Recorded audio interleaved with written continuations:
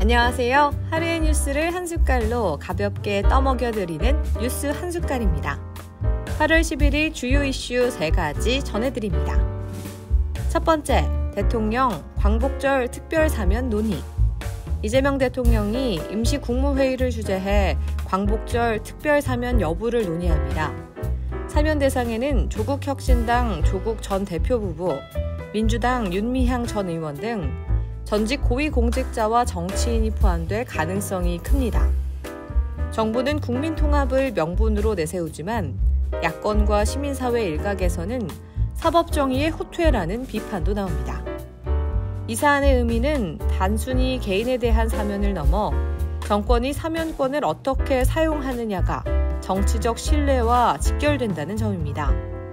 국민 입장에서는 사면이 통합의 도구가 될지 아니면 특혜의 상징이 될지를 지켜보게 됩니다. 두 번째, 주식 양도소득세 대주주 기준 논란.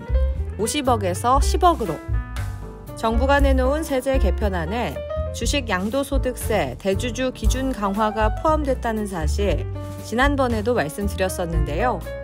기존 종목당 50억 원 이상이던 기준을 10억 원 이상으로 낮추겠다는 내용이었죠.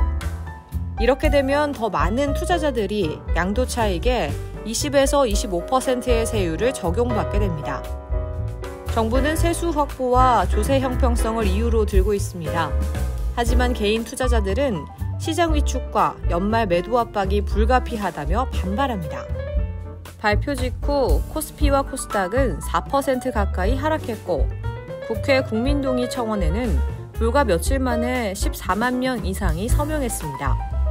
정치권에서도 이견이 나왔습니다.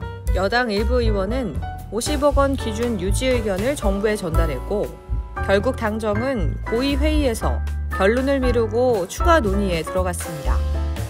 전문가들은 이번 논란을 조세 형평성과 투자 활성화 사이에서 균형점을 찾는 과정이라고 평가합니다.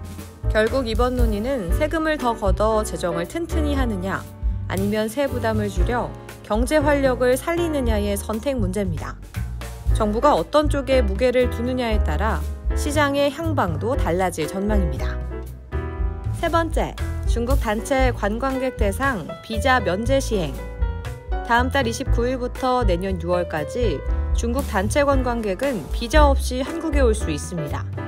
정부가 에이펙 정상회의를 앞두고 관광객을 더 많이 끌어들이기 위해 내놓은 조치인데요.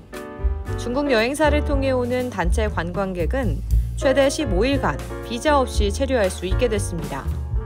호텔, 면세점, 백화점, 화장품 업계가 반색했고 발표 직후 관련 주가도 올랐습니다. 코로나 이후 뚝 떨어졌던 중국인 관광객이 다시 늘면 경제에 힘이 될 거란 기대가 큽니다. 다만 갑작스러운 관광객 몰림으로 숙박, 교통 혼잡, 일부 지역 쏠림 현상 같은 부작용도 우려됩니다. 이번 조치 한중 문화 교류와 경제 회복의 기회가 될지 관광 인프라 시험대가 될지 지켜봐야 되겠습니다. 오늘의 뉴스 한 숟갈 맛있게 드셨나요? 구독과 좋아요 잊지 마시고요. 다음 시간에도 더 알찬 뉴스로 한 숟갈 떠드릴게요.